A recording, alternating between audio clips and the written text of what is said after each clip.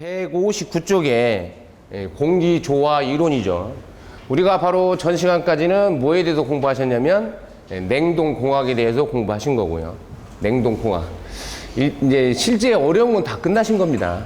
냉동공학. 뭐 비중도 높고 우리가 좀 100% 다 이해하기 어려운 개념도 좀 있었지만 공기 조화는 비교적 제가 비중이 뭐 보통 한 10문제에서 15문제 정도 나온다고 보시면 되고요. 비중은 뭐 냉동공학보다도 좀 작고요. 작고 그 다음에 비교적 내용이 그렇게 어렵지 않습니다. 여기는 그 습공기 선도라고 있는데 그 습공기 선도 그래프만 좀 잘 이해하시면 무리 없이 그냥 무난하게 공부하실 수 있다 이렇게 생각하시면 됩니다. 자, 우리 공기 조화.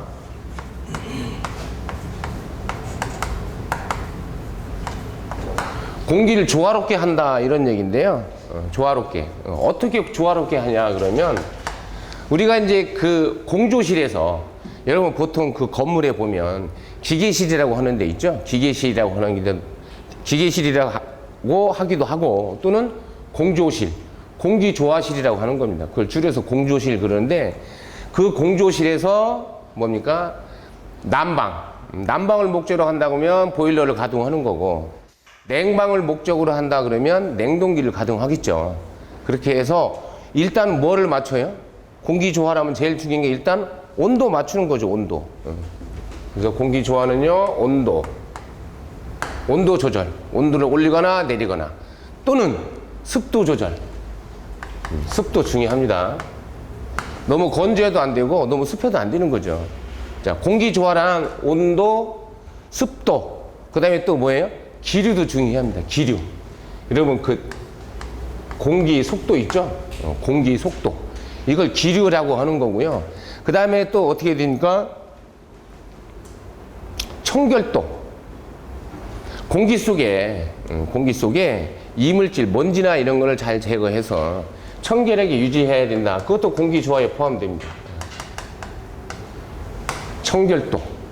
그래서 온도 조절, 습도 조절, 기류 조절, 청결도, 이물질 제거. 그래서 요 4요소를 우리가 공기조화의 4요소다 이렇게 불러요. 그래서 공기조화의 정의라고 하는 거는 결국 요런 거를 조절해서 조화롭게 한다 이렇게 이해하시면 됩니다. 그래서 공기조화의 4요소는 이렇게 정리하시면 되는데 온열 환경의 4요소라는 게 있어요. 또 온열 환경 이거 말고 별도로 문제에 나와요. 공기조화의 4요소는 온도, 습도, 기류, 청결도 이렇게 보시면 되는데 온열 환경은요 온도 조절, 습도 조절, 기류 조절 여기까지는 똑같아요. 그런데 청결도가 빠지고 뭐냐면 온열이니까 따뜻한 환경이니까 복사열, 청결도가 빠지고 대신 복사열이 추가된 게 뭐냐면 온열 환경이다 이렇게 보시면 됩니다. 그래서 공기조화의 4요소, 온열 환경 4요소 이렇게 정의를 하시면 되고요. 자, 그러면 공기조화를 왜 하느냐? 목적. 첫째, 사람을 위해서 공기를 조화한다. 그러면 보건용 공조. 그 다음에 기계 있죠, 기계. 각종 산업용 기계. 뭐 이런 기구, 장치. 아무튼 기계를 위해서 공기 조화를 한다. 그러면 이걸 우리가 공업용 또는 산업용 공조다. 이렇게 정의를 내린다. 이렇게 보시면 되겠죠. 자, 그 다음에 거기에 그래서 공기조화의 종류는 보건용, 공업용 두 가지 있다라고 보시면 되고 그 밑에 보시면 실내 공조 조건에서 쭉 긴데 그 밑에 쭉 보세요. 거긴 필요 없고요. 맨 밑에 참고란에 보세요. 참고. 정지공기라는 건 실존할 수 없다 이런 얘기죠. 자, 정지공기. 공기가 그대로. 자, 우리가 아무리 이 실내를 밀폐시켜 놔도요. 절대로 공기는 정지할 수가 없어요. 지금 우리가 지금 다 창문도 막아놓고 출입문 막아놨지만 여러분 창문에 있는 근처의 공기는 온도가 어때요? 낮죠. 한겨울이다라고 보세요. 겨울철. 그럼 창가에 있는 공기 온도는 낮죠. 공기 온도가 낮아지면 어떻게 돼요? 비중이 즉 부피가 줄어들어서 어때요? 무거워지는 거죠. 한마디로 무거워져요. 무거워진 공기는 아래로, 다시 더워진 공기는 위로, 더워진 공기가 채워지고요. 무거운 공기 다시 아래로. 이렇게 순환을 한다 이런 얘기입니다. 순환. 그래서 정지 공기는 없다. 자, 그러면 우리가 기류를 맞춰야 된다고 그랬죠, 앞에서. 공기 좋아, 기류. 이 기류 조절도 중요합니다. 기류 조절. 그래서 가장 쾌적한 기류 속도. 그건 하나 정리해 놓으셔야 돼요. 가장 쾌적한 기류 속도. 요거. 뭐 우리 교재에서는 뭐 이렇게 뭐 했는데 그냥 우리는 0.1에서 0.2m/s. 요거 하나 꼭 기억해 놓으셔야 돼요. 가장 쾌적한 기류 속도. 0.1에서 0.2. 그래서 제가 이 냉방장치도 온도는 줄이고요. 온도는 좀 줄이고 풍량은 좀 줄이는 게 쾌적합니다. 그래서 요즘은 그 시스템 에어컨 보시면 여러분 소형 패키지 에어컨 보시면 어떤 에어컨 나와요? 무풍 에어컨 나오잖아요. 무풍. 기류가 크면 불쾌감을 느끼죠. 기류는 작을수록 좋은 겁니다. 가장 쾌적한 게 0.1에서 0.2. 그거 하나 기억하시고요. 그 다음에 넘겨보시면 실내 환경의 조건. 그럼 실내 환경의 조건을 어떤 상태로 할 때 가장 사람이 쾌감들을 잘 느끼냐. 그거에 대해서 나온 건데 하계, 동계, 중간계 뭐 이렇게 있죠. 중간계는 뭐 봄, 가을 얘기하는 건데 거기에 보면 온도가 써져 있고 습도가 되어 있죠. 자, 우리가 이거를 다 계절별로 외울 수는 없고요. 그냥 가장 쾌감도가 좋은 온습도는 얼마냐. 쾌감도 문제에 나오면 그냥 온도는 약 22도씨고요. 습도는 60%로 보시면 됩니다. 22도씨 정도의 온도에 습도는 60%. 요게 가장 쾌감도가 좋다. 그냥 이 기준으로 해서 문제에 나오면 이 기준으로 해서 문제를 고르시면 됩니다. 하계, 동계 뭐 다 외우실 건 없고요. 그 다음에 쭉 넘어갑니다. 이제 쭉 넘어가요. 거기는 뭐 소음이나 뭐 이런 건 할 거 없고 공기의 성질을 보세요. 161쪽에 공기의 성질 보시면 이제 거기 건조 공기라는 게 나와요. 자, 지금부터 이제 용어가 막 나옵니다. 포화 공기, 습 공기, 건조 공기 이렇게 나와요. 첫 번째 건조 공기. 공기 중에서 이 공기 중에요. 수증기가 하나도 존재하지 않는 상태의 공기를 건조 공기라고 합니다. 수증기가 1도 없다 이런 얘기죠. 그럼 이 실제로 건조 공기는 존재하냐? 이런 건조 공기는 실제로 존재하지는 않는다. 항상 공기 속에는 뭘 포함하고 있어요? 수증기를 포함하고 있어요. 수증기. 아무리 습도가 낮아도 습도가 그러니까 뭐예요? 0이 될 수는 없다 이런 얘기입니다. 건조 공기. 자, 어쨌든 수분을 함유하지 않은 공기, 건조 공기. 실제로는 존재하지 않는다. 이렇게 정리하시면 되고 거기 대기 중에 공기 구성이라고 돼 있어서 질소 78.1%, 산소 20.9, 알곤, CO2, 기타 가스 쭉 이렇게 돼 있죠. 그래서 요거는 아셔야 되죠. 요거 공기의 평균 분자량.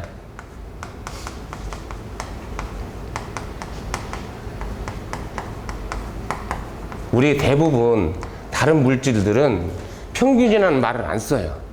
뭐 예를 들어 질소의 분자량, 산소 분자량 이렇게 얘기하지 공기처럼 평균 분자량 이런 말은 안 쓴다고요.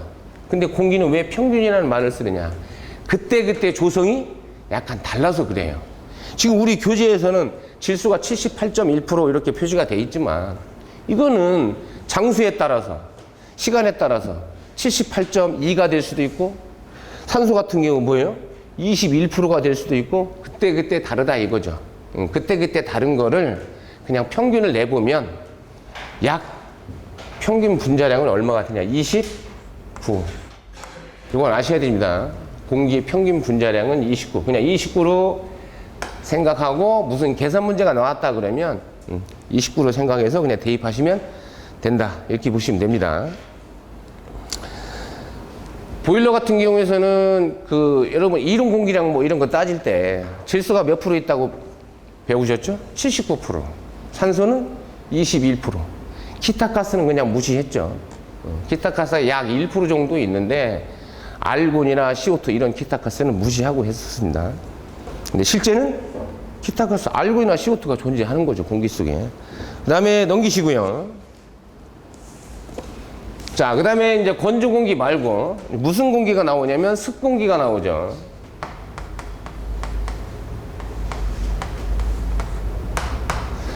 습공기는 뭐냐면, 건조 공기는 수분이 하나도 없는 공기고요. 습공기는 공기 중에 수분이 포함된 공기. 여러분, 우리가 그냥 일반적인 이 공기 있죠? 일반적인 우리가 숨을 쉬는 이 공기. 이 공기가 다 무슨 공기입니까? 당연히 습공기죠.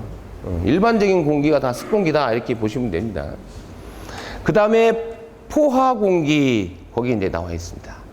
공기 중에 포함된 수증기량은 공기 온도에 따라 한계가 있으며 이렇게 나오죠. 자, 여기서부터 이제 문제가 됩니다.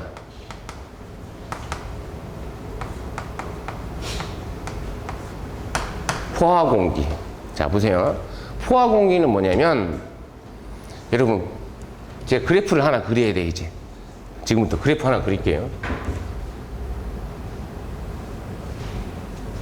이렇게 하나 그리고요. 이렇게 그려보겠습니다.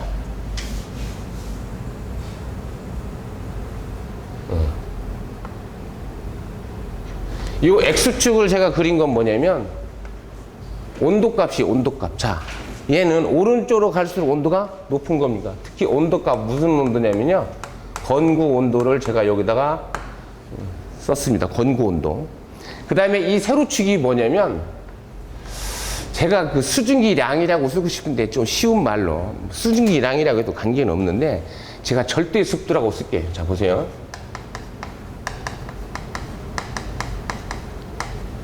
절대 습도. 이 절대 습도가 뭐냐면, 이게 공학적이냐 일반적이냐에 따라서 조금 절대 습도가 일반적인 절대 습도를 얘기하는 거하고 공학에서 얘기하는 절대 습도하고 조금 차이는 있어요. 자, 보세요. 공기 중에 수증기가 존재할 수 있는데 존재할 수 있는 수증기 양이 한계가 있어요. 한계. 정해져 있다. 최대값이. 근데 그 값은 온도에 따라 정해져 있어요. 온도. 온도가 높으면 높을수록 공기 중에 들어갈 수 있는 수증기량이 많아져요. 그럼 보세요. 예를 들어서 이게 1세제곱미터다. 이 공간이 1세제곱미터 속에 최대로 들어갈 수 있는 수증기량.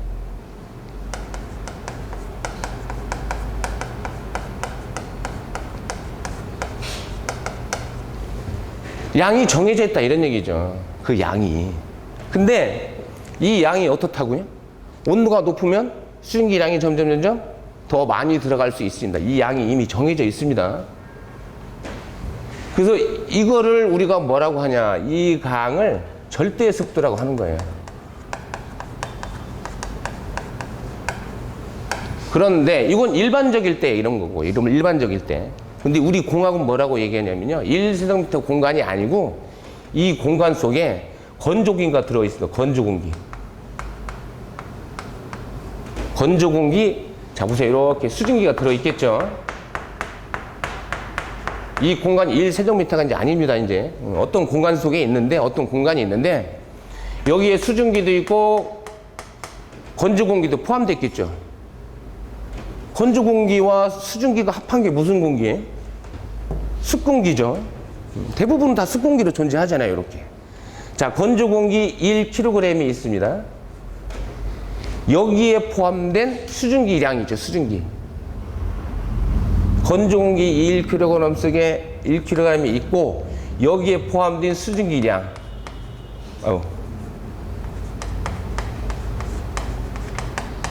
수증기량을 합한 질량에 대한 수증기량. 이렇게 정리를 우리가 해보면 돼요. 요거에 대한 수증기량.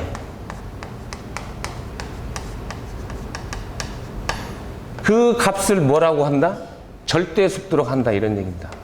공학은 이렇게 따져요.